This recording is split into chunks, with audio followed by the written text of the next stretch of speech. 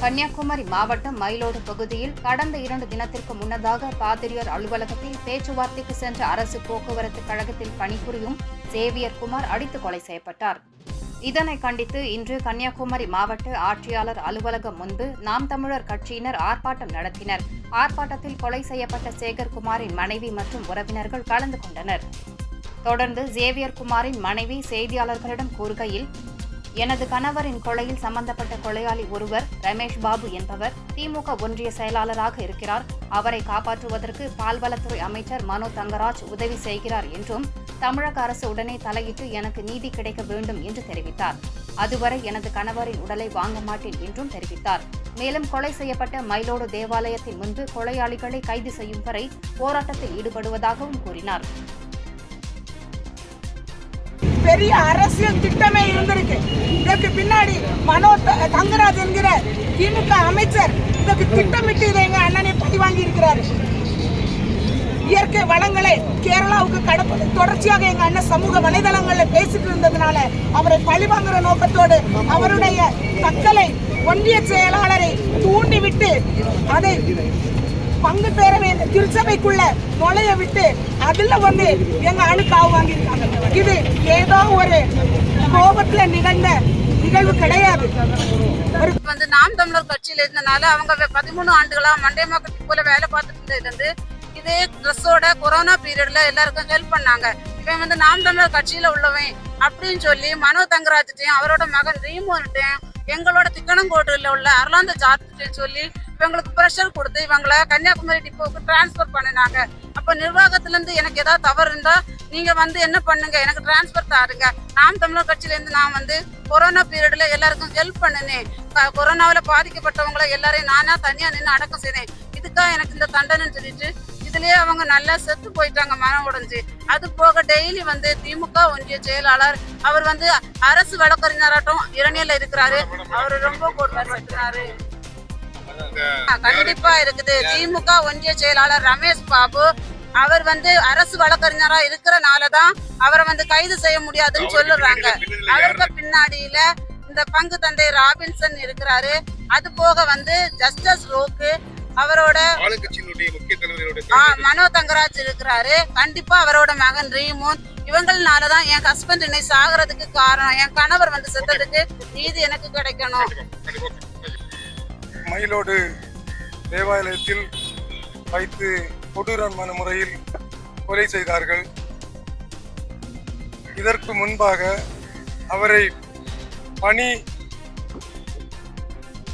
Transfer இடமாற்றம் செய்யும் போது நான் மனோ தங்கராஜ் அவர்களுடைய பிஏயிடம் இந்த ரமேஷ் பாபு என்கின்ற திமுக ஒன்றிய செயலாளர் மிரட்டி ஆபாசமாக வெளியிட்ட குரல் பதிவை அனுப்பி அமைச்சருடைய கவனத்திற்கு எடுத்து சென்றேன்.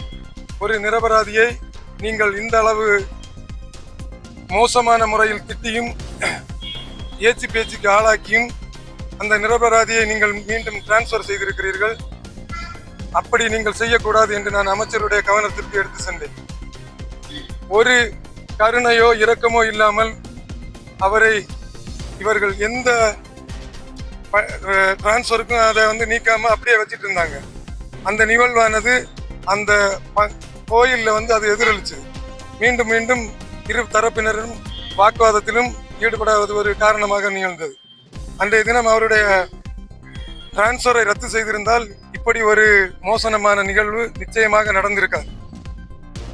அந்த சந்தர்ப்பத்தை அவர்கள் நழுவ விட்டார்கள். இப்பொழுது அநியாயமாக ஒரு நேர்மையாளரை நாம் தமிழர் கட்சியினுடைய முக்கிய பங்காளியை நாங்கள் இழந்து நிற்கிறோம். 20ஆம் தேதி நடந்த இந்த சம்பவத்தில் இன்றளவும் எந்த விதமான நடவடிக்கையும் எடுக்கவில்லை. நாங்கள் காவல்துறையை முழுமையாக நம்புகிறோம். பலதரப்பு பேச்சுக்கள் நடந்து கொண்டிருக்கிறது. ஆனால் இதுவரை எந்த முடிவும் நமக்கு எட்டப்படவில்லை.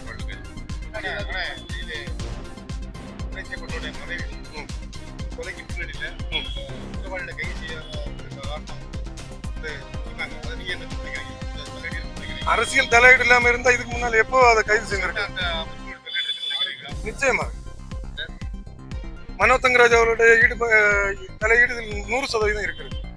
இந்த கொலைக்கு மறைமுக காரணம் திமுக என்கின்ற அரசியல் கட்சி தான் என்பதில் எந்த மாற்றுப்பட்ட கருத்தும் இல்லை. ஆமா, இது இந்த ஒரு ஆபாச உரையாடலை ரமேஷ் பாபு அனுப்பிய உடனே காவல் நிலையத்தில் சென்று இரணியல் காவல் நிலையத்தில் சென்று முறையிட்டாங்க. அப்போது எஃப்ஐஆரோ எந்த விதமான ஒரு நடவடிக்கையும் எடுக்க, இது கிட்டத்தட்ட ஒரு 2-2.5 மாதங்களுக்கு முன்னாடி நடந்தது. இல்ல, அந்த நேரத்தில் எந்த நடவடிக்கையும் எடுக்கல. ஒரு விசாரணை நடத்தல, எஃப்ஐஆரும் ஃபைல் பண்ண. அதுதான் இந்த கொலைக்கான மூல காரணமா இருக்கு.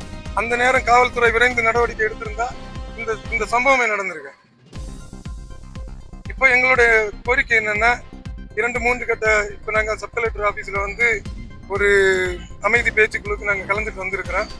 அங்கே வந்து பல உறுதிமொழிகள் நமக்கு தந்திருக்காங்க. அதை விரைந்து செயல்படுத்த வேண்டும்ன்றதான் எங்களோட கோரிக்கை. அரசு நாங்கள் வந்து நாம் தமிழர் கட்சி சார்பாக வலியுறுத்துறோம். உடனடியாக நீங்கள் நடவடிக்கை எடுக்காமல் இருந்தால் வருகின்ற 25ஆம் தேதி எங்களுடைய தலைமை ஒருங்கிணைப்பாளர் செந்தமிழன் சீமான் அவர்கள் குமரி வருகிறார்கள். அது வேற மாதிரி சம்பவமா மாறிடும். அதனால தயவு செய்து அரசு விரைந்து நடவடிக்கை எடுத்து எங்க அண்ணனுடைய கொலையாளிகளையும் அவர்களுக்கு கிடைக்க வேண்டிய நியாயமான நிவாரணங்களும் கிடைக்கணும்னு கேட்டுக்கிறோம்.